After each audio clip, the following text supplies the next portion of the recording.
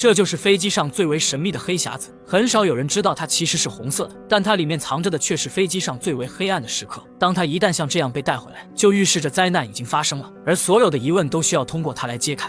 这是一架从迪拜飞往巴黎的飞机上回收的黑匣子。2天前，这架飞机不幸坠毁于阿尔卑斯山脉，机上包括300名乘客和16名机组人员全部遇难，且从未发出任何求救信号。事故原因至今仍然是个谜。为了调查这起悲剧，航空事故调查局立刻行动。他们首先解开了黑匣子的抗压力外壳，随后拆除内部的耐高温抗冲击保护材料，露出最里面的防浸泡层。把这层去掉后，终于取出了里面的储存芯片。作为首席声音分析专家的洛克正在尽全力地分析录音中的线索，但在众人期待真相大白之时，他却神秘地消失了。紧急情况下，他的助手马修临危受命，承担起了这项艰巨的任务。而马修不仅拥有非凡的听觉能力，还有着对真相不懈追求、近乎偏执的性格。他凭借录音几乎完美地重现了空难发生时驾驶舱内的情形。刚开始，机长按照指示将飞机的高度调整至380英尺。这时空乘进来送餐，驾驶舱内的一切如往常一样。然而空乘刚离开，通讯信号可能因静电干扰而变得嘈杂，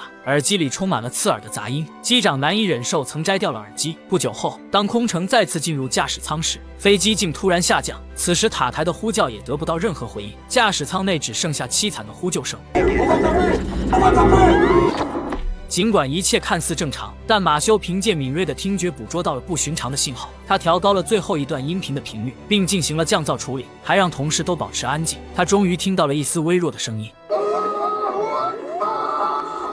马修立刻向领导汇报了自己的发现，他推测有人潜入了驾驶舱，而且这个人是一个宗教信徒。这起事件极有可能是一起恐怖袭击。新闻发布会上，马修详细解释了他的分析。他通过录音捕捉到空乘送餐时要求进入驾驶舱的对话，而在舱门打开后，他又听到了一个急促的脚步声，这显然不是空乘的。他断定这是有人闯入，而且他记得在几秒钟前听到了驾驶舱门口厕所的开门声，这意味着入侵者是提前藏在厕所里，然后等待时机闯入驾驶舱。调查人员后来在乘客名单中发现一名信教徒，疑似与某个极端组织有关，这基本证实了马修的分析。正当空调局准备对事件下定论时，马修接到了一个意外的电话，电话中有人提供了一条关键线索，一名遇难者在飞机失事前曾给丈夫留下了一段电话留言。但当马修拿到这段录音后，他震惊地发现留言的时间是7点56分，而飞机失事的时间却是7点53分，这意味着留言是在飞机撞山后3分钟发出的，这似乎是不可能。马修陷入了困惑，他带着满腹疑问返回总部，然而他的上司告诉他，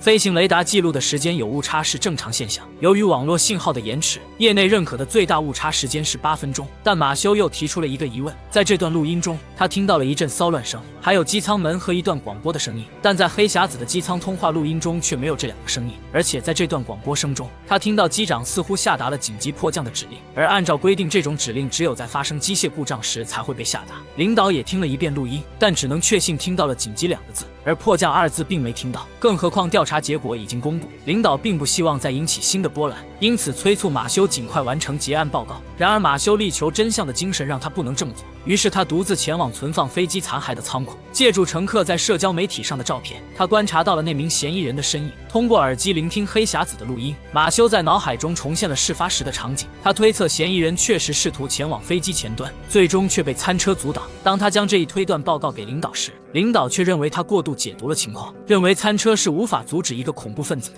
领导的这种反应让马修感到非常无奈和失落，这种无助感让他想起了失踪的洛克。尽管警方已介入调查，但洛克仿佛人间蒸发，毫无线索。马修通过与洛克那晚一起加班的同事交谈得知，洛克在失踪那晚一直独自加班到深夜。怀着对洛克失踪可能与发现某些秘密有关的猜测，马修悄悄潜入洛克的办公室，并通过一封邮件发现了一个陌生地址以及一张写有密码的便签。马修便驱车前往该地址，门铃长时间无人应答后，他选择翻墙进入，这里确实是洛克的一个私人住所。使用便签上的密码便打开了洛克的电脑，但发现所有文件已被清空。正当他准备失望离开时，他注意到车库内停放的车，并从车上取出行车记录仪的存储卡。马修从中发现洛克失踪前曾秘密会见的人，竟是负责失事飞机智能系统的飞马科技的主管卷毛。随后，马修查阅相关资料，发现自阿德里安800型客机上市6个月以来，已经发生了3次因防失速系统异常导致的故障。这个系统本应在飞机后仰角过大时自动降低机头，但据一位机长透露，这个系统尚不成熟，误判时会与飞行员争夺控制权，反而增加了事故的风险。马修意识到，这可能是导致这次悲剧的主要原因。阿德里安公司为了在市场上抢先一步，竟然在系统尚未成熟的情况下就匆忙推出了800型客机。机长向马修暗示，阿德里安的高层与认证委员会有联系，这可能是他们能够通过安全认证的原因。这让马修不禁想到了自己的妻子，她正是认证委员会的成员之一，而且不久前刚跳槽到阿德里安担任重要职位。他开始怀疑妻子可能涉及其中，于是向他提出了疑问。妻子坚决地告诉他，安全认证流程是合规的，但由于是非报告属于机密，他无法向马修透露更多。在无奈之下，马修趁妻子熟睡时，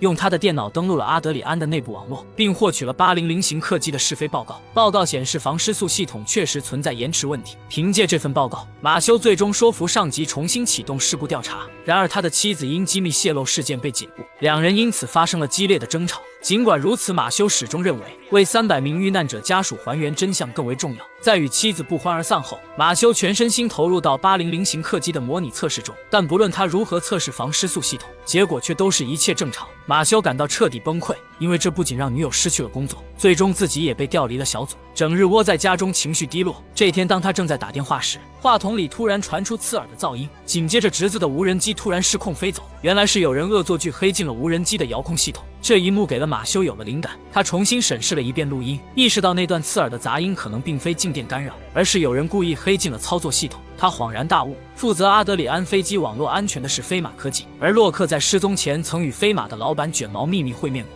马修立刻找到卷毛并提出了自己的质疑，但卷毛解释说800型飞机的驾驶系统网络与乘客娱乐网络是2个独立的系统，不可能被人为入侵。然而马修已经提前做了功课，虽然网络不同，但他们采用的都是单网络光纤传输技术，一旦黑客找到这条光纤，便能轻松入侵驾驶系统。他猜测是卷毛让洛克修改了黑匣子的录音，误导了调查组的方向。此话一出，马修直接被卷毛轰了出来，但他坚信自己的推断。通过调查，他发现早在1年前就曾发生过一次黑客入侵未遂的事件，当时有个光头篡改了某个网站的发动机转速，而巧合的是，光头后来去了飞马科技上班，但仅仅3个月后就被解雇了，便从此人间蒸发。马修迅速检查了登机人员名单，却没有发现光头的踪迹，但他通过乘客在失事前上传到社交平台的照片，意外地发现了光头的身影。由于阿德里安客机的网络安全由飞马科技负责，马修推测光头可能在对飞马进行报复。然而他的想法并没有得到领导的支持，反而被正式通知遭到解雇。在他收拾东西准备离开时，意外发现电脑里多出了一个文件，这个文件的修改时间正是洛克失踪的那晚凌晨。除了他自己有这台电脑登录权限的也只有洛克。马修立刻对这个音频文件进行了分析，结果发现洛克隐秘地给他留下了一串数字。他将这串数字输入汽车导航，发现是一个地点的坐标，正是洛克郊外住所附近的一个小湖。马修驱车来到湖边，最终从湖底捞上一个盒子，里面装着的竟然是一块黑匣子的录音存储芯片。他打开后发现，这才是黑匣子的完整录音，内容非常清晰。一开始是光头入侵网络系统，操控了飞机，机长果断关闭了自动驾驶，开始手动操控，但光头再次入侵系统，改为自动驾驶模式并锁定，导致防失速系统接收到错误信号，飞机开始急速俯冲。机长多次尝试拉起操纵杆，